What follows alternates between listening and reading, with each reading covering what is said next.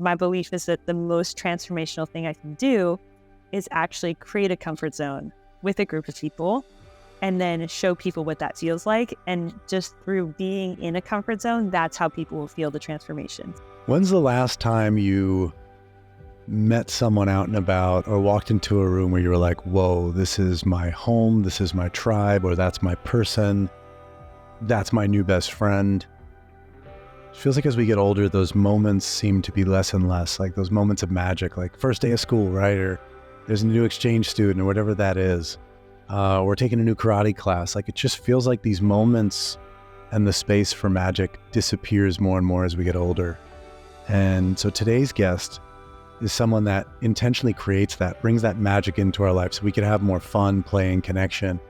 And she is just one of the best at it. I've been able to experience her work so many times, and I'm grateful for it every time. So if you're curious about bringing more of that joy, fun, playful connection into your life, finding more of those moments of magic, stick around and check this one out. All right, everybody, thanks for being here. I'm here with a renowned keynote speaker and visionary in fostering cultures of connection and belonging, dedicated to transforming how individuals and organizations cultivate meaningful relationships. She has 15 years of expertise. She's developed a specialized curriculum at NYU, completed 6,500 hours of intensive training in relationship dynamics, and delivered over 300 keynotes to top organizations. And her signature keynote, which I got to be a part of, I think 3 times now, was The Magic of Human Connection, which she's facilitated over 1 million hugs with it, created life-changing moments for attendees, and it has earned accolades as an absolutely life-changing experience. Again, I can attest to that. That has profoundly impacted personal and professional growth for so many people. Please welcome Jessica Encell, everybody. Nick, Thanks you for being crushed the here. intro. Thank you so much. I'm so happy to be here. Thank you so much for having me. And thank you also to anyone here listening. I hope that if you're here listening to our podcast with me and Nick, that, you know, by the end of your experience listening, that it's uplifting, it's nourishing. It gives you like actionable things that you can do to connect more to the love inside you, to the love all around us, and just really just be supportive. So I hope that this podcast is supportive, and I'm really excited to have everyone here who's listening as well. So thanks for being with us. Best intro ever, honestly. Like I love that. You're just like, I'm here. This is what's up. Here's my intention. I love that. So one of the reasons that this episode is really important to me is being at your event, being at the Magic of Human Connection. It really brought to perspective just how much I miss play, how much I miss being. Like, even when I say childish, almost sounds like that's a bad thing. It's like, oh, don't be childish. Like, no, it feels nice to play like a child, to have fun and just connect in that way of like, who cares what anyone does for a living? Like, who are you? And so that really was the inspiration for this. If I want more of that, I want more of that play and connection in my life. And so I'm really excited to kind of dive in and talk about how that relates to fulfillment, knowing that I'm really happy at the end of your events. Like, I'm really happy and grounded and connected. Yeah. Oh, thank you, Nick. You were like making my day. Kicking you off the podcast, totally making my day. So thank you. My pleasure. You know, it's true. Like, I feel like childish, it can be, you know, I think the best aspect of being childish is like the kids are absolute masters of spontaneity, creativity, like treating everyone like a new best friend, treating the world like a playground. So, you know, childish in the best sense is like staying connected to those qualities our whole lives. And I always think it's so funny that, you know, for many people, their creativity peaks at like 7 or 8 years old or 10 years old. Like, I feel like we should get more and more masterful, more and more connected to our creativity, like every year of our life. And it's just such a unique phenomenon that it tends to peak for most people so young. And so I feel like that's just, you know, the genius of kids and that energy is how can we just like bring the wisdom of children and that they have that lightheartedness and that spontaneity. And then how do you like merge that with the wisdom of being an adult and then have the best of both worlds, combine forces. So yeah, I'm super curious and passionate about that too. Like why is it that, you know, someone who's 100 is not the most creative person? Like, why is it that a 7-year-old would be more creative than a 100-year-old typically? I don't know. I mean, it's a great thought, and I like it actually sets up the first question, which is when you were little, what did you dream you'd be when you grew up?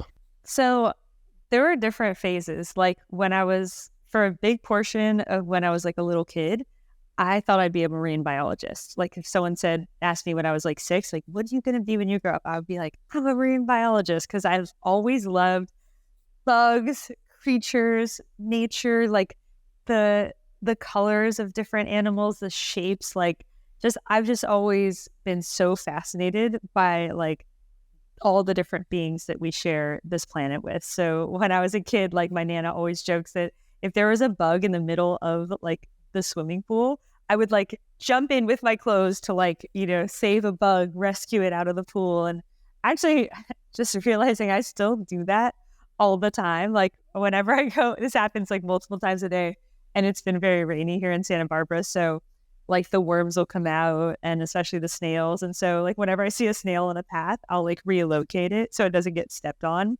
The worst thing is like the sound of when you step on a snail. Oh, it's so sad. So I feel like I still have that part of me that just, loves all the creatures so much. But then a little bit later in my life, if someone asked me what I wanted to do, I remember I had this conversation with my mom and I said, I don't know what. It has a criterion. The criteria is it has to light people up, and it just has to like have a positive impact on the world and light people up. And let's see how that ends up looking. But so it started as marine biologist, and then it went to lighting people up, and then, it took more shape, but those are kind of probably the two main things that I knew when I was younger. That's really cool. I mean, even the way you speak about bugs and animals and all that stuff, it does imply connection, right? It's like a real sense of connection to what's around us, where a lot of people are just asleep navigating nature, but not really connecting to it. So that's pretty Yeah, neat. It seems to be a little hint on the way. it is true. I mean, I feel like the people who are the wisest know how deeply interconnected everything is. And especially, I don't know why, but I've just always loved all the little beings so much, and like just feel like the preciousness of all the little friends we have on our planet. So it is true. I've never really thought about how my love of bugs relates to magic of human connection, but I think you're right that it's just that's a really good observation. Thank you for that. I'm going to reflect differently on that now. But yeah, I think that's a great observation. That is true. It's just like the love of life, love of other beings in all the different forms that it takes. Very cool. And so what was, as you were kind of figuring out what was going to be this real focus on connection with intention and having these programs, was there a moment where you're like, oh, I got it, I know what it is? Or was it just a slow evolution over time? It was both. It was like a slow evolution punctuated with like very defining moments. So it was actually a combination of the two. I think since like if I were to think where the evolution started in a way, when I was in school, I always was so confused that we were learning all these subjects that I find every subject pretty fascinating, but that we would learn math and science and history. And I was like, why aren't those extracurriculars, and why isn't everyone learning how to take care of their body, how to have meaningful relationships, and how to take care of the planet? Like that to me seemed to be the core subjects that if everyone around the world learned that would give humanity like the greatest chance of success as a core foundation, and then learning other things on top. And so I was just always so fascinated with that. So I was always drawn to learning about those things, and I could find really cool classes on how to take care of yourself and how to take care of the planet. And I just couldn't find like awesome connection curriculum. And so, the gradual part was just always like looking for that and pulling pieces and kind of just like pulling whatever I could from different things that were like in the vicinity. And then there were some really defining moments too. One of them was when my friends had an event series and they said, "Hey, Jessica, you're always experimenting on us. You're always saying, let's do this, let's do that. Could you just be the host of next month's event series?" And that was the first like official Magic of Human Connection, where just all these different ideas came through, and kind of like this core foundation of how I wanted to structure the experience just came in pretty quickly.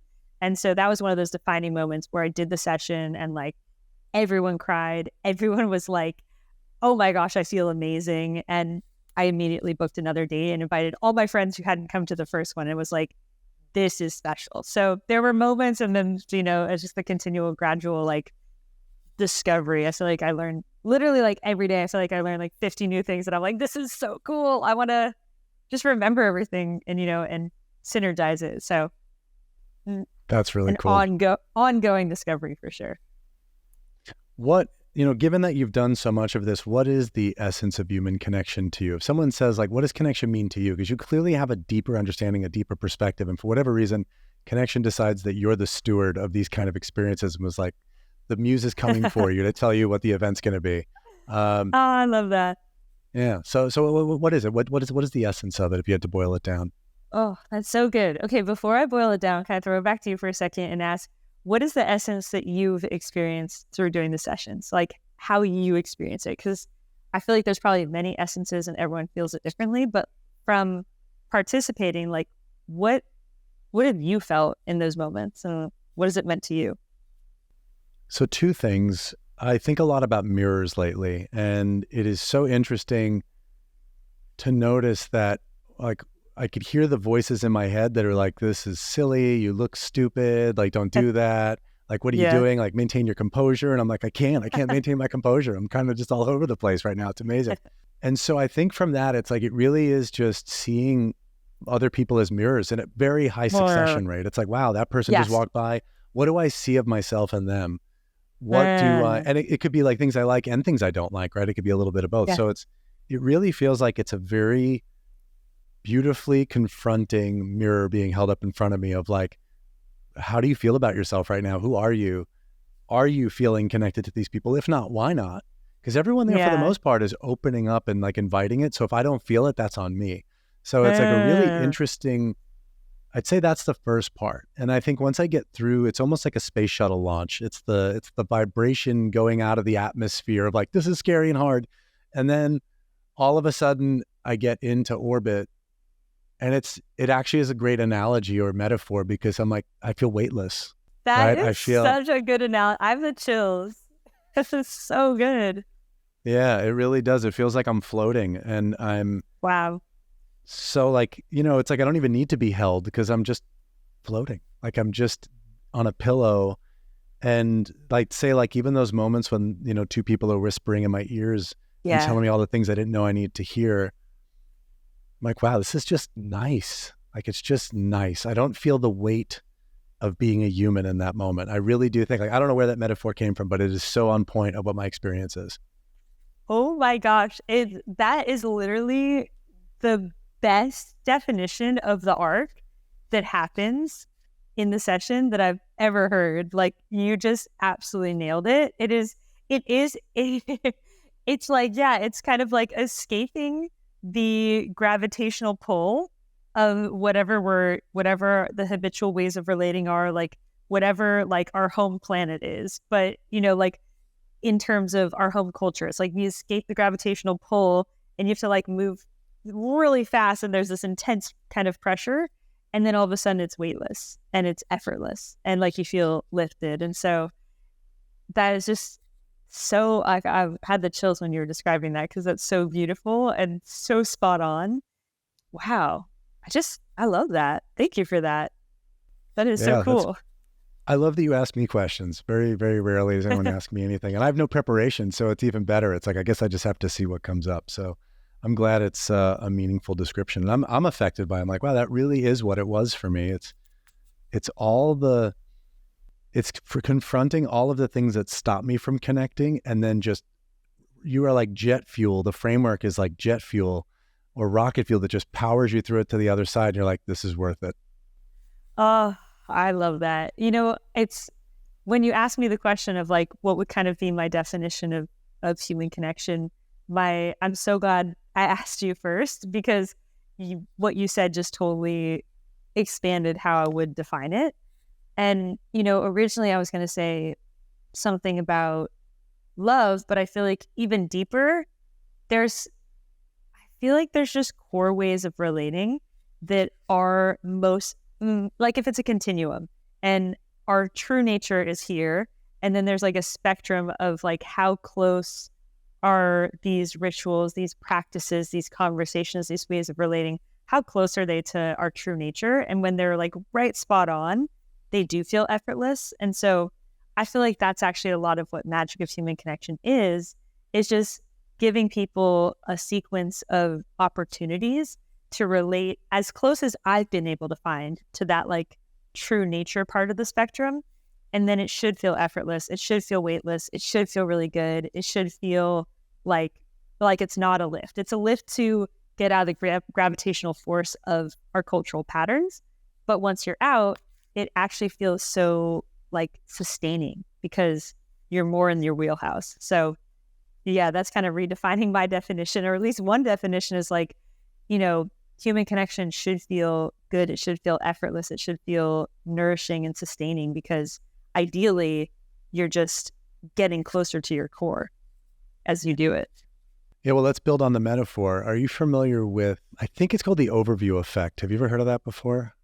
Actually, it's so cool you made this analogy because one of the events that I'm doing coming up is working with a handful of people who are really deeply involved in space. So like Virgin Galactic astronauts. And I think it's actually the person who wrote the overview effect book. I think his name is Frank. Yeah. Okay. I don't know. I don't know who wrote it, but I just, for some reason, I'm like, that feels like a thing we should talk about. Yeah. Okay. So I was just looking at the other speakers for this event, but there's this event that is founded by different Virgin Galactic astronauts and whatnot. And I'm going to share Magic Human Connection because the founder, she said that, I love it. Her name's Loretta. And she said that even if humans learn to colonize space, if we take the same problems we had on Earth and just recreate them on other planets, like that's a missed opportunity. And so if we can learn to actually learn from what we've done on Earth and create something new, like that's how we should be thinking about bringing, expanding into space. Is not just expanding all the different things that we do here and replicating those, but almost thinking, how can we use this as an opportunity to elevate? So yeah, that it's, when you said the analogy about going to space, I was like, this is amazing. I have not been in a space shuttle, but I'm going to have to use this analogy with a bunch of people that have soon and share that with them. So yeah, tell me what it makes you think about the overview effect.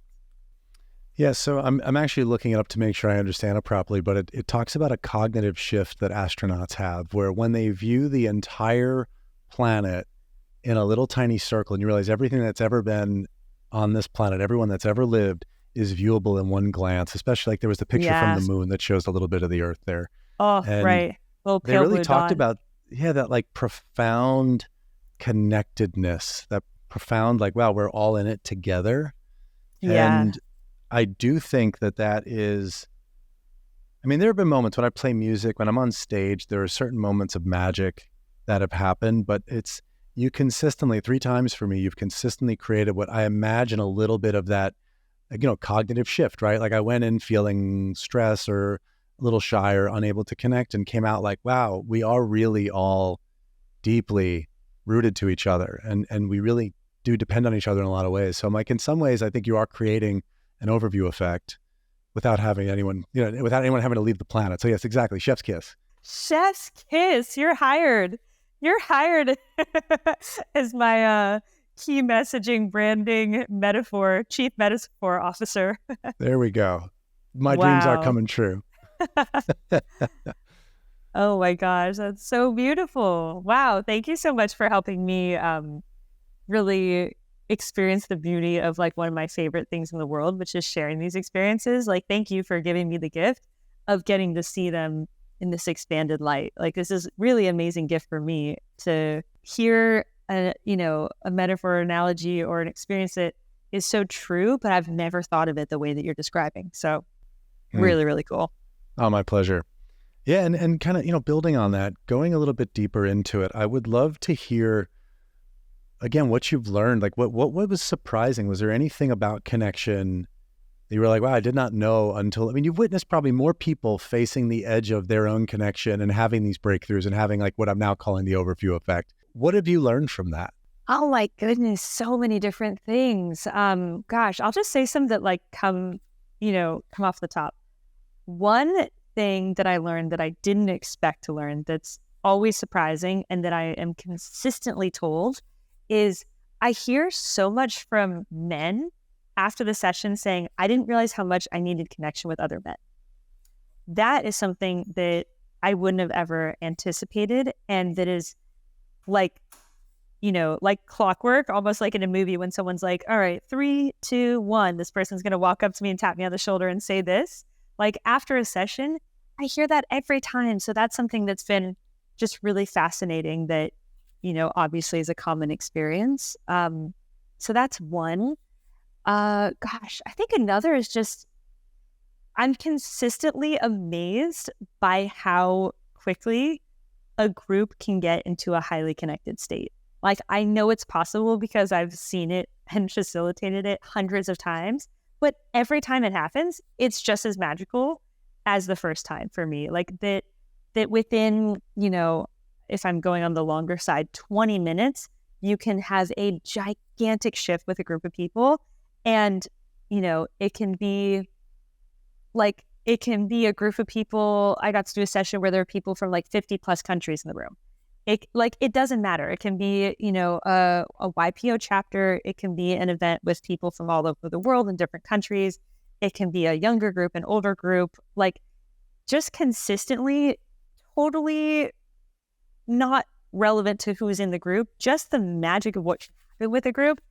It's consistently like possible to really deeply connect a group of people so quickly. And so that just like always amazes me, gives me the chills, and gives me such a positive feeling for like humanity and what's possible on our planet, because I'm just consistently reminded like, oh, there can be such instantaneous change so quickly. And, we think that change has to be like linear and slow, and just the sessions just always blow me away how quickly a group can get into super deep harmony and synergy in a genuine way. Like that's 100% real for the people creating it together and experiencing it. So that one always blows me away. I wonder how much of that is, you'll probably know the quote better than me, of someone said like, if you let me like play with someone for a few minutes versus whatever that thing is. What's the quote? So I don't butcher it. So I think the quote is attributed to Plato. And I think it is, you can learn more about a person in an hour of play than in a year of conversation. Yes, that sounds right. And so, I mean, I feel that you most likely have proved that time and time and time again. Was that part of the intention? Is like, I need to get people playing here. So the intention was always to have arcs of energy. That was like the foundational intention, was that it's so moving in lots of different aspects of the experience and deep, that my first intention was like, I just want to create arcs of energy so that people are not like on one energetic theme too long, that they kind of feel depleted. So it was first just from an experience design perspective of like, how do I make sure that people leave the session buzzing and not leave the session depleted? And so that's how it started, was like, oh, we're going to have moments to really drop in. Then we're going to have really upbeat moments. Then we're going to drop in and, create those waves. And gosh, yeah. How did Kids Play start? That's actually a good question, because I'm like, I don't know, because some of the activities and practices we do, I know exactly when I came up with them. I know exactly like the moment, the thing that inspired it. And Kids Play, I actually have no idea how that one came into the mix, but I'm so glad it did. Excuse me, because it's such an essential ingredient. It's like, this moment where you get to kind of like throw all the puzzle pieces up and then reconfigure them in a new shape through the practices that we do next. So it's making me actually so grateful that Kids Play did come into the mix. Like, I don't know what the experience would be without that. It's so part of the recipe. But yeah. So for someone who's listening who has no idea what we're talking about, because I realize like I didn't give that much context, but like my experience, and again, I'm assuming like, how big are the groups generally that are participating in these kind of experiences? Yeah. So it ranges. It could be anywhere from like 1,000 people doing a session, and it could easily be more. I have a really clear map of how it could scale to like 10,000 people all participating in the same, venue simultaneously. But right now it tends to be like, groups close to 1,000 size, all the way down to really small. If it's a group that knows each other very well, like, a really tight YPO chapter or EO or something like that, then, I'll do small groups too, maybe like 30 people. So that's kind of the range. Amazing. So you get these groups together and then you move them through a series of exercises or play or whatever we want to call it. And generally speaking, I can't remember how long was it? Is it, generally under an hour? Yeah, it's around like 90 minutes to 2 hours, depending on the event. Okay. Yeah. Time flies. So I have no concept of time when I'm doing it. So, That's and so great. again, it's like you're moving people through different aspects. And so when you were talking about child's play, are you comfortable kind of talking about what that is Yeah, specifically? yeah.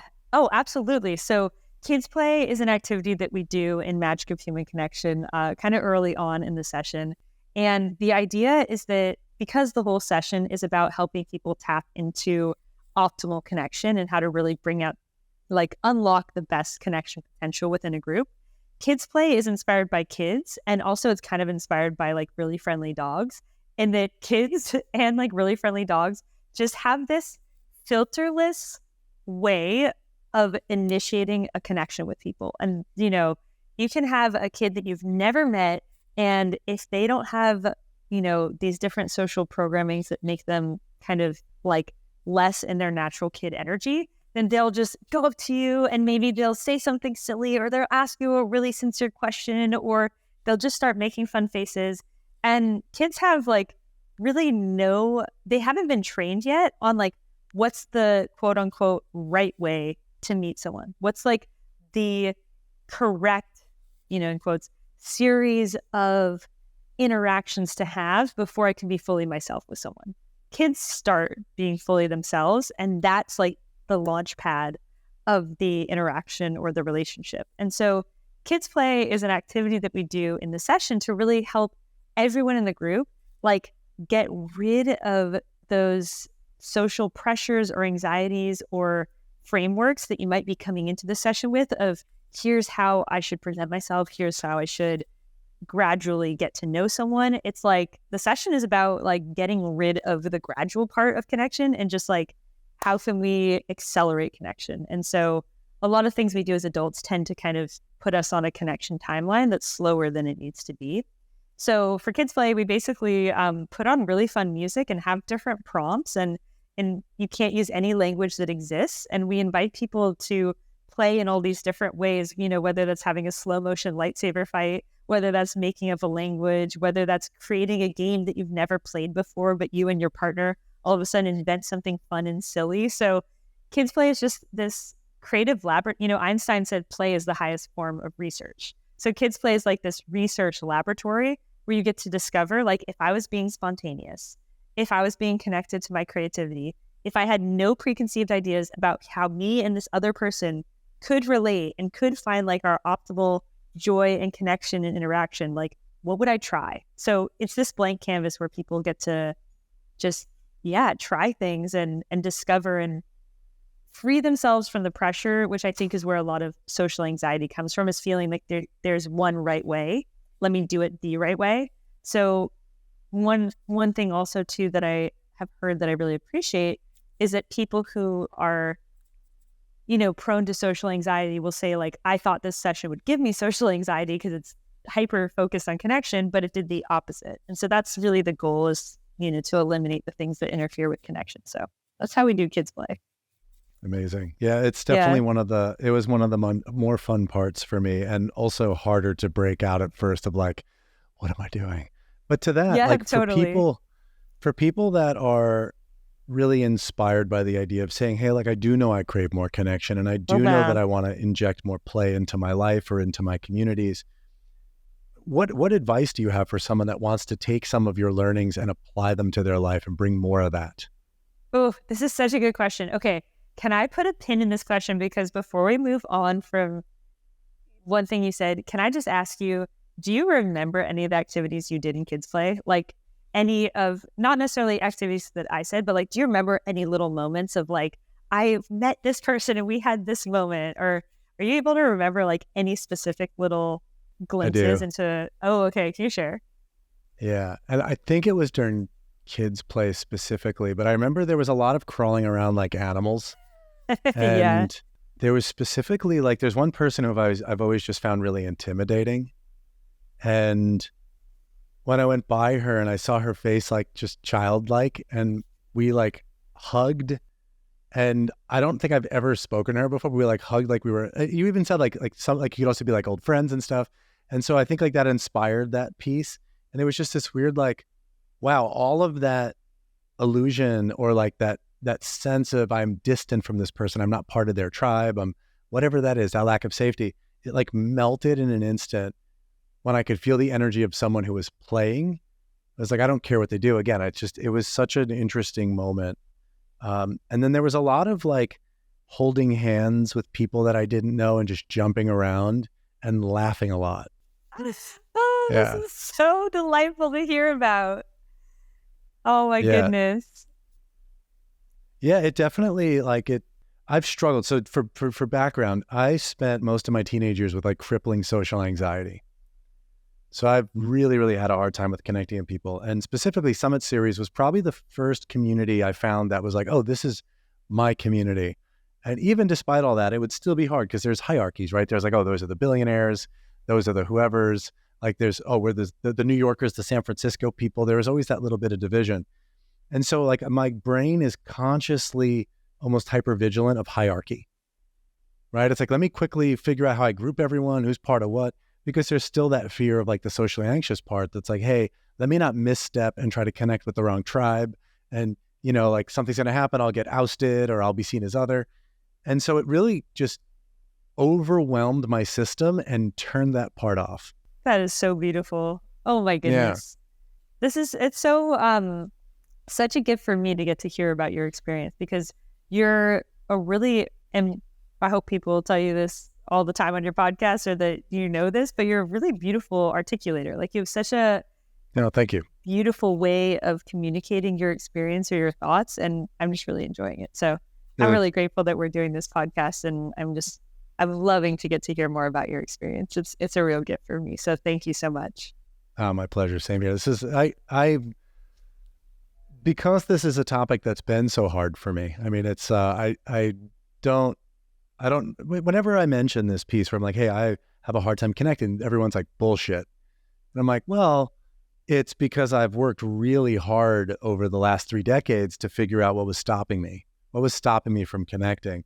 And so what I also would say for context is, I imagine other people that have gone from social anxiety to being functional in social settings, Okay. they have done it through a form of self-abuse, right? And what I think your experience is, it's actually more like a loving environment. Like, this is playful, Yeah. this is fun. I would force myself to go to networking events. I would force myself to go to places I didn't want to be. And the negative self-talk was so harsh. It would be like, hey, you have to connect with someone. You have to push yourself, get off the wall, go do the thing, right? And I haven't thought about it that way, but that was what I think also really stood out for me, is for the, little did I know this was going to be a podcast about my crippling social anxiety, but I'm okay with it. It's good. Like, let's go there. I imagine that it's relatable for a lot of people. Is it is not easy to make new connections. So the point where I would say any new conference I went to, if I met one new person, it was a great success. So that's the difference of like, I go in, I'm literally holding that bar. If I've made one new friend, win. And then I go and do something like what you did, which was really based more in light and fun and play. And I'm like, wow, I have all these people for the rest of the time that I'm here, for the next 4 days. If I see any of the people I made faces with, I will feel safe enough to sit with them and to play and to say something fun. And it just broke the ice. So I had not realized that that's partly why I probably connected with this so much, because I never really knew how to do it in a loving way, how to connect with people in a really loving way. Oh, that's so beautiful. And that's the spirit of the experience in, being like a lover of learning and a lover of, experiences and facilitation. I've tried so many different things. And I noticed that a lot of teachers would feel like the main tool in their toolkit was pushing people out of their comfort zone to create transformation. And so my philosophy has always been that, the session is not designed to push people out of their comfort zone. And my belief is that the most transformational thing I can do is actually create a comfort zone with a group of people and then show people what that feels like. And just through being in a comfort zone, that's how people will feel the transformation. So I have like an opposite approach. And I feel like what you're describing is that it's giving people that comfort zone and then getting to feel, oh, wow, I just made friends with this girl who, maybe seemed intimidating before, or I'm not doing that hierarchy analysis in my brain. Like I've overridden that. And now I'm just connecting freely. Like that's what it's really meant to facilitate. So yeah, I'm a big believer that like life has enough difficult. I'm on the one hand, I'm a believer in like pushing yourself. And so much of my training that's been so valuable has been like, learning to do things that I didn't know how to do before. And there's always a growth edge there. But the flip side is like, I feel like it's so valuable just to learn how to create cohesion and harmony, and that life gives us a lot of opportunities to be uncomfortable. And so not every training has to have that.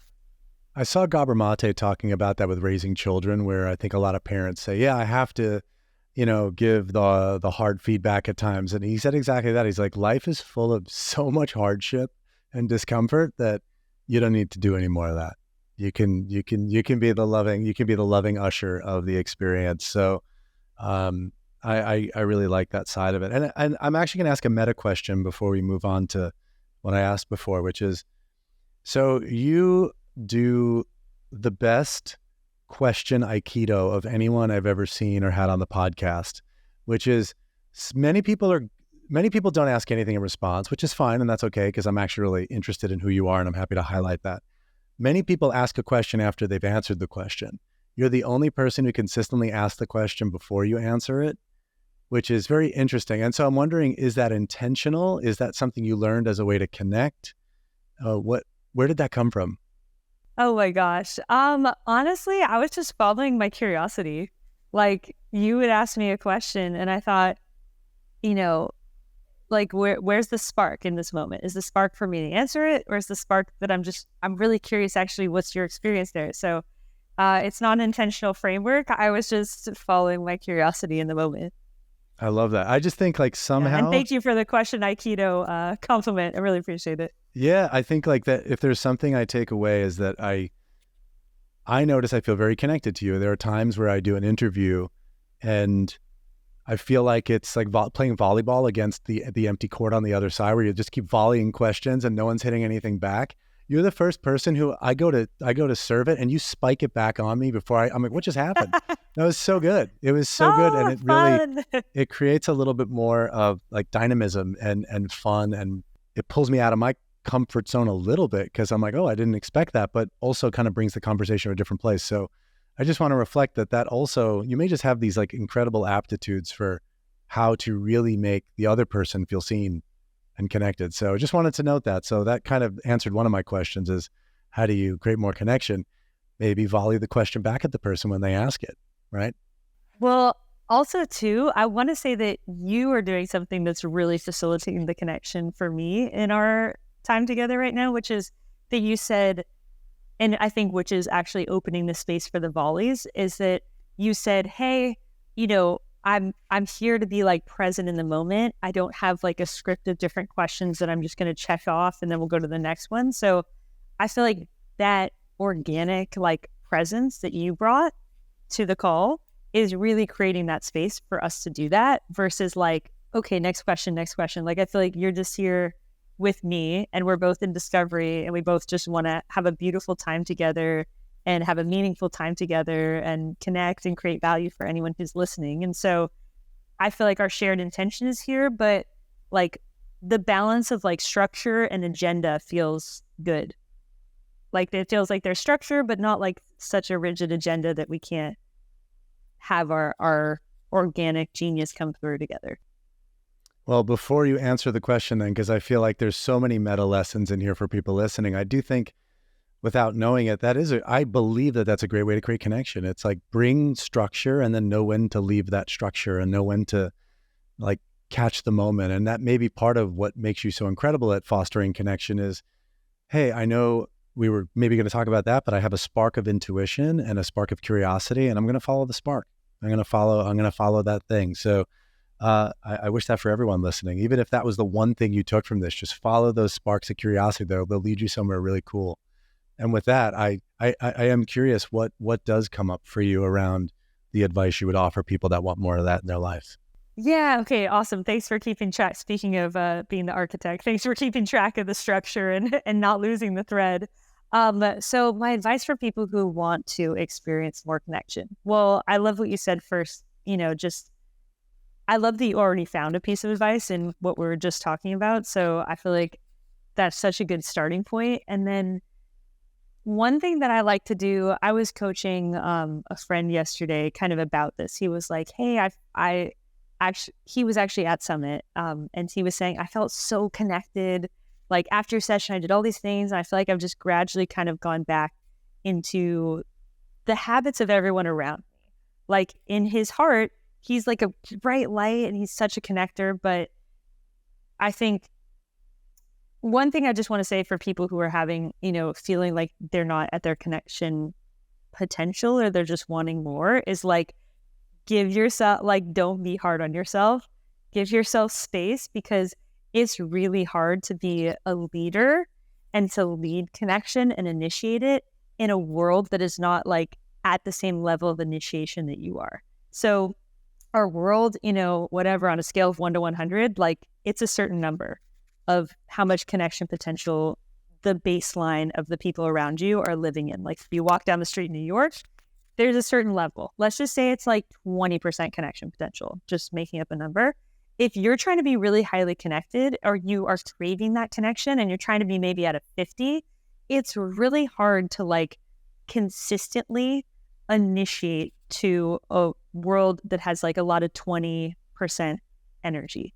And so the first thing I always like to tell people is like, take the pressure off because it's much easier to be in a room full of people who are all at that 50% level and just align with the group energy than it is to be like a visionary and be on the leading edge and try to bring people along for the ride with you. So that's the first thing I always say is like, if you feel like you're not hitting your connection potential or you want more, like just don't feel bad personally because so much of that is just a reflection of the lack of cultural training and rituals and skill sets and habits that is just missing in our culture. So I like to kind of depersonalize it so people don't think, oh, it's me. Like when you said, about your kind of social anxiety when you were younger, I feel like social anxiety is a natural response to an unhealthy social system. So I don't see it as something that's personal to the individual. I see it as like, oh, that's a natural response that our culture isn't set up in a way that's aligned with our true nature for how we connect. And so obviously that would be uncomfortable and it's more uncomfortable for different people in different ways. But that's my broad kind of take on social anxiety and connection. And then I want to give like specific actionable things, but what do you think about that? Does that make sense? Does it resonate as someone who had that experience when you were younger? Like, yeah, I mean, also the validation of like, that's a perfectly expected and normal response to the structure you're in. That feels really nice, right? It's nice to be like, hey, that wasn't, because I've always internalized it as like, that's something wrong with me versus like, that's actually a healthy human response to an unhealthy system. Yeah. Yeah. There's a great quote. I think it's Krishnamurti who said, it's no measure of health to be well adjusted to a profoundly sick society. Yeah. And yeah. I think about social anxiety a lot like that. Like, yeah, your feelings make sense. So yeah, that's the broad context. I appreciated that very much. And yeah, I'd love to hear some of the nuggets, some of like the, like top 3 things. If someone wanted to really change the way that they're connecting with their communities or inject more fun into those communities. Yeah. Okay. So top 3. 1, I haven't thought about these 3 before, but I'll say the 3 that come to mind now. I'm sure there's, in no particular order. So 1 is what I call the art of being a day maker.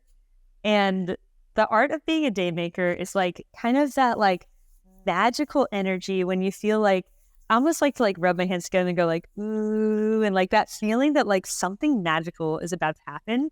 That's like the energetic quality of the art of being a day maker. It's looking for what are moments where I can move through the world and I'm almost on a secret mission. I'm almost like a magical spy. And I'm just looking for moments where I can be a little spark of delight in the world.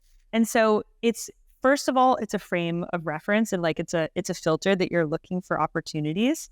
And then how it actually, manifests in the world, it can take so many different forms. But like one example of the art of being a day maker is like, I had this day where like, it's very simple things, but like 3 little day maker things happened. So the first one was that I saw these women paddleboarding. There was like 5 girls, all, they're more women. They're probably like in, their late 40s, but they're all in a paddleboard. And they were like all trying to balance on one board, and they were out very far. And it was just so cute and such a cute moment. And I knew, because they were in the ocean, like they weren't going to have their phones with them. So I like took a video of them and like zoomed in really close. And then when they were close to the shore, I like yelled and waved and I said, "Put up your arms." And I got a picture of them all. And like, they have this really cute picture. And it was just this super easy thing for me to do that took 60 seconds, but it made their day. And so that happened. And then the same day, there was a woman who goes to this cafe where I do my work, and I saw her, and she just seemed a little down. I said, "How are you?" We don't really know each other. Like, we've said hi, basically. That's all we've said before. And she just started crying and said she's having such a hard day. She's going to go for an ocean swim. So while she was swimming, I took a napkin, I wrote on a note, and I said, "Take it easy on yourself," because I could just tell she's being so hard on herself, and just wrote a little heart. And then like 3 weeks later, when I saw her next, she ran up to me and she was like, "I have your note on my fridge. My whole family knows about it. It made my day. Like, thank you so much." And so that happened. And then there was this woman with a really cute dog. This was later that day. And I was petting her dog. Her dog's so cute. She goes, "Oh, I know, but I lost the leash. Like I've left it at the beach." And I was like, "We're walking there. If we find it, like we're going to go on a treasure hunt. And if we find your leash, we're going to hide it next to this tree. So you can come back anytime. It'll be hidden in this tree nook if we find it." So we ended up finding it like among the seaweed and hid it. And then we saw her a few weeks later and she was like, "You found my leash." So these were like 3 super simple things that hardly, like writing the note on the napkin, it took 30 seconds. Taking the picture of the girls, it took 30 seconds. Finding the leash, like we were already walking there. All we had to do is just kind of look while we were walking. Probably another, 2 minutes. And those are just super simple examples of like, if you feel like you want more connection, I find that the lens of like going into daymaker mode helps so much, because you're not looking for the world to give you connection. You're looking for a moment to contribute and to be a spark for other people. And that puts you in the source of power of initiating the connection, making the magic moments happen, versus looking for like, who's going to bring it to me? Who's going to give it to me? So that's the first one. It was a longer one. It wasn't quite bite-sized. It was maybe appetizer-sized advice, but yeah, the art of being a day maker and just looking for those moments. I just have a few more examples, just kind of paint the picture. Is like, another one is when I see joggers. If there's people jogging, or someone, biking up a hill and I'm driving, like I'll cheer for them. Or if there's joggers running by, like I'll always high five the joggers. And I'm just like, "You're doing great. Like, good job. Why not bring some like marathon energy and just cheer them on?" So high-fiving joggers. When I did live in New York, I had a kind of a practice that if I saw someone on the street crying, I would go up and ask if they wanted a hug, and did that several times. And like, that was so beautiful. So yeah, the art of being a day maker takes many forms, but the principle is just looking for those little simple moments where you're a spark in someone else's day. That's really cool. I mean, I more than anything, I mean, it just sounds like you're Santa Claus running around, just like, here's a little gift, here's an unexpected present. And that idea of, I think so many of us are craving it. We're looking for the connection in the world versus like you said, looking for those little opportunities where it's like, wait a minute, I see a void that I can go and insert some of that magic right there. And that reminds me of this beautiful, beautiful talk by Sadhguru. And he spoke a lot about why people wear white. Like, have you heard this talk by chance? I haven't heard it. Please tell me about it. It's so beautiful. He said, I'm so curious as someone wearing a rainbow right now. Yeah, that's also pretty cool too. But he said what's notable is, white reflects all colors, black absorbs all colors. And so again, I'm in the New York outfit with all the black, but when I facilitate sound, I wear all white generally. And the invitation was that we are oddly enough defined by what we give away, not by what we keep. So if you're someone that gives away, or like, you're very generous of spirit, it's because you don't hold on to stuff, right? If you're somebody very loving, it's not that you hoard love, you give love away. And so the Yeah. white is always a reminder to me of like, I'm measured by the fact that I'm giving it all away. People identify Mm. me with the thing that I don't hold on to. And I think that's such a beautiful reminder of that, of how do we go around the world realizing like, yeah, we will be defined by what we gave away, not by what we kept. And so I hear that a lot in this daymaker concept. I'm like, that is so awesome. Usually I think of these grand gestures because of course I have to like be that kind of person. But the little reminder of like, wow, there have been so many opportunities in the last couple of months I could think of where I'm like, yeah, I saw someone that looked confused. They were like looking around on the street. It's like, I could have just stopped and been like, where are you trying to go? Right? No effort, big impact. So that is such a beautiful invitation. I love that story so much about the way and really being defined by like what you actually share and give. And as you were sharing it, I was like, this is a great podcast. I was like, oh yeah, we're recording this podcast. I just felt like I was listening to it. I was like, I love this podcast. I'm glad I found this episode. Yeah, It's so that's good. amazing. So good. And one of my favorite quotes is like, I believe it is from the Bible, and I only know the gist of the quote. But the idea of the quote is like, if you give what you have in your heart, it'll save you. If you don't give you what you have in your heart, it'll destroy you.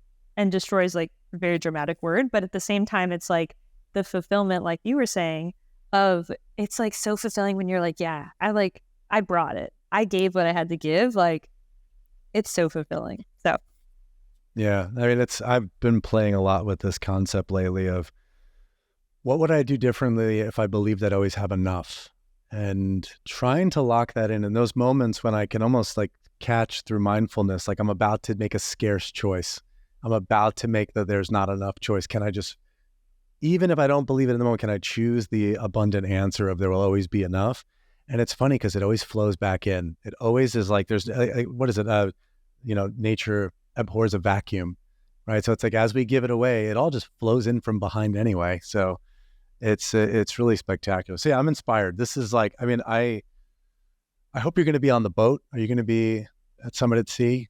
So the event with all the Virgin Galactic astronauts and everything space related and the overview effect that overlaps with Summit at Sea because that is when the solar eclipse is. So I won't be there, but I'm just sending my love to everyone. I've met so many amazing friends through that You'll be event. missed. So You'll be missed. But hopefully thank soon you. enough, it'd be great to get to participate again. And before we wrap this up, and I have to try to land all my millions of thoughts because I still have so many questions.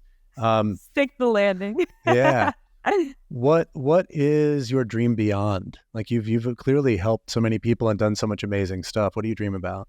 Oh my goodness. So thank you for asking that question. I always love to kind of feel into the stream. So thanks for giving me the space and asking that one. It's a really good one. My dream beyond. Okay. So technologically, we have transformed so much that if we could time travel and talk to someone 200 years ago, they wouldn't believe even just what we're doing right now, that we're having this call and that you and I can see each other from across the country in real time, and that sound and video and image is all traveling. Like just the fact of this call would be, and that we're doing it on a computer. Like what's a computer? What's the internet? How does FaceTime work? It would be so beyond comprehension what we've done technologically, even just in 200 years. And so I love to think about if we could time travel again, talk to one of those people 200 years ago and explain to them what we do relationally now and how our mental health has changed, how the way that different countries treat each other. They would be like, yeah, I totally get it.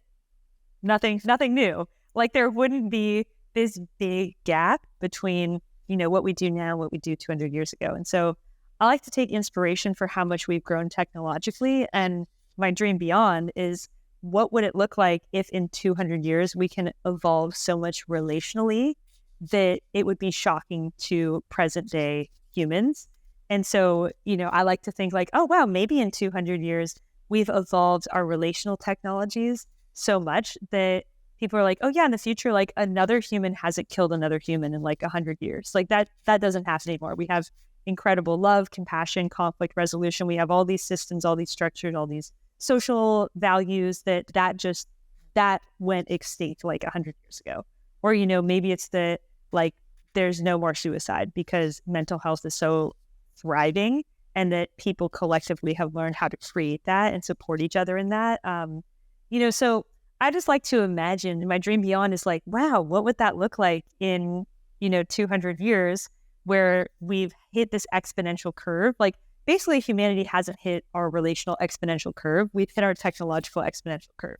And so I love to imagine, and I want to play my part in helping our planet really hit that relational exponential curve so that we really do things beyond what we can even imagine now, but with our relational capacity, with our relational intelligence, in how we all love each other and treat each other. So that's my dream beyond, is being a component in creating that world peace and maximize potential for our hearts and for our relational like mastery.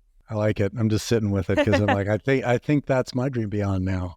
I think that sounds incredible. Like really to flash forward 200 years.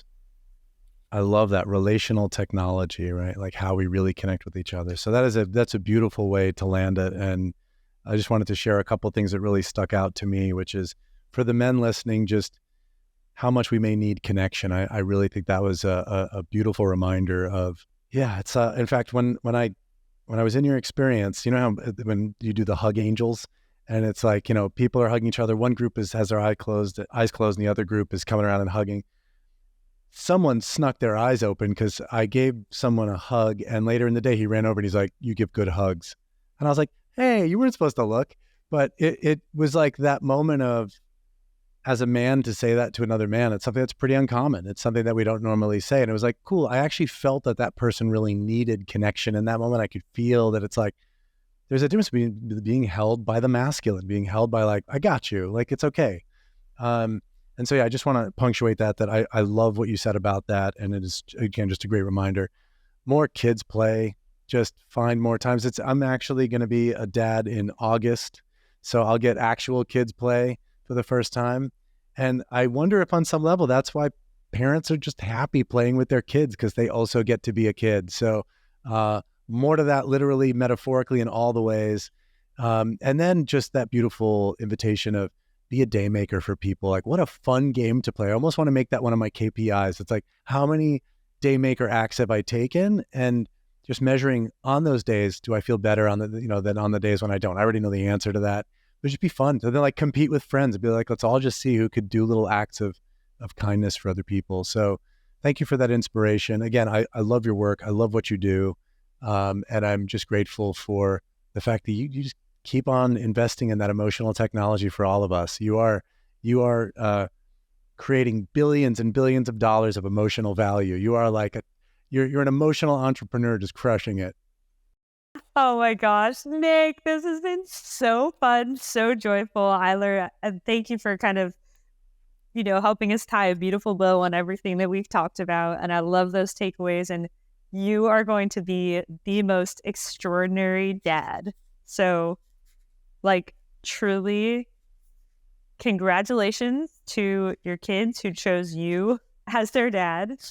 I can't wait to hear more about that and follow you on that journey. And I love the idea of competing as day makers, or kind of like having a challenge with friends. And so feel free, like the next time you do like the very next day maker thing that you do where you're like, I did it, like text me and tell me about it, because I want to hear it and celebrate it with you. I will definitely do that. That sounds amazing. And if you're interested in learning more about Jessica and her work, you could check out themagic.love, which is her website. You could also check out her Instagram, which we'll put in the show notes. And I just hope that you're all as inspired as I am right now of like, just go and connect, have more fun, and just enjoy your life more. So Jessica, thank you so much for being here. Oh, Nick, thank you so much. And I will say too, actually, one thing that I'm going to be doing is free virtual sessions. So virtual connection experiences. They're so fun. Like, I didn't think virtual would be fun. They're so fun. They're so nourishing. So I'm going to start hosting those too. So for anyone listening, if we're not in the same place, if you're not at an event where Magic of Human Connection is happening, this is a way for you to get those soul nutrients, tap into that energy. So if you go to the website and sign up for the email list, you'll get those invitations for these free virtual connection sessions too. Amazing. Yeah, please send us info on that, and we'll put that in the show notes as well. Again, thank you for being here. Yes, and thank you for everyone listening. Oh my gosh, what a joy to have this time with you all. So thank you, thank you, thank you. And I hope that this was a bright spark in your day. Awesome.